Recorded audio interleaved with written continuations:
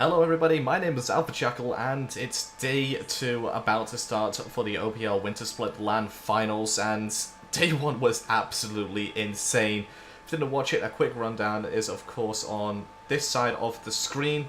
As you can see, Avant-Garde beating Legacy Esports 2-0. No one expected that coming into the LAN at all.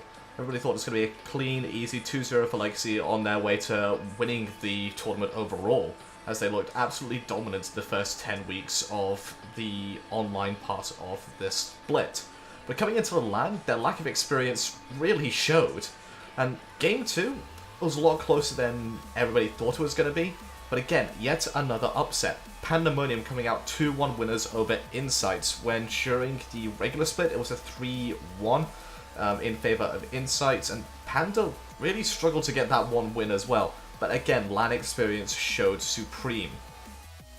And for that, our first match of the day, the playoffs, is actually going to be the match people thought was going to be the finals. It's going to be Legacy versus Insight in a best of 1.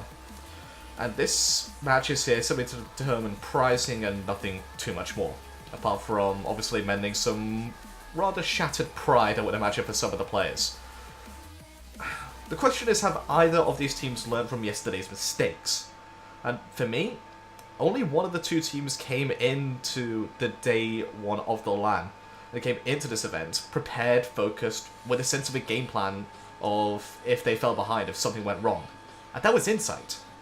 That blew my mind that Insight actually came in with a plan of attack if they were behind.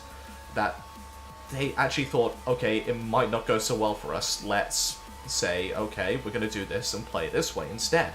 Whilst Legacy, they thought they could just steamroll through the entire tournament without giving a thought to, well, they didn't respect Avant-Garde at all. That was their downfall. And just for that, I'm going to have to give the edge in this best of 1 matchup to Insight, 1-0. But, of course, everybody is here for their FP predictions, and that's going to be in the Grand Finals. During the regular split, Panda always looked comfortable against Avant-Garde. You might be tempted to think the same would go here.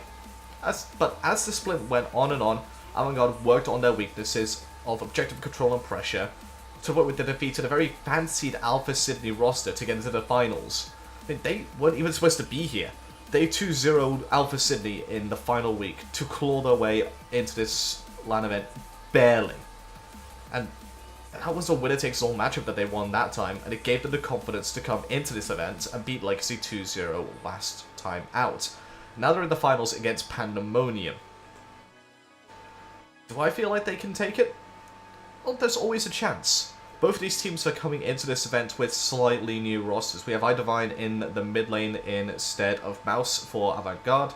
Meanwhile, on the side of Pandemonium, they got rid of Erratic and brought in Richard Castle to the support role. So both of those players, new to the roster, looking to try and prove themselves for their team, and both of them have done a tremendous job so far. And I'm also a massive fan of Richard Castle. When he was playing on the Direwolf side, he was fantastic and showed why he was very feared on that Bacchus play, and you saw it come out yesterday as well. On the side of iDivine, what Avant-Garde were missing was missing that commanding presence from the mid lane. Mouse was a fantastic Janus player, but outside of his Janus, you didn't really see him playing out of his mind on something else. So they're missing something else from that mid lane. They were majorly utility focused on that mid lane and allowed Rob to get the carry from the ADC role, but you can't always expect your ADC to carry. You have to have 2 or 3 people around your team who can carry if things go wrong for the other 1 or 2 players. And with iDivine in the mid lane now, I firmly believe that they do have a player who fills in that role, who can carry if they pick him the right god. And this is going to make it a very different matchup to what we saw going on line play. What do I think the result's going to be? It's very difficult to call this one. Of course, one of these teams has to get 3 wins. I see it going the way of Panda, but it could go absolutely any which way but loose.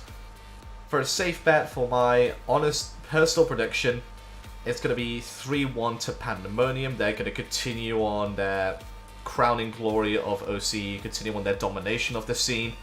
But Avant-Garde, you can expect them to put up a fight, and their different strategies coming out right now in picks and bans are catching people off guard, but Pandemonium, they are the kings of drafting, and it's all going to come down to exactly how the drafting phase goes in each game to determine the winners, in my opinion.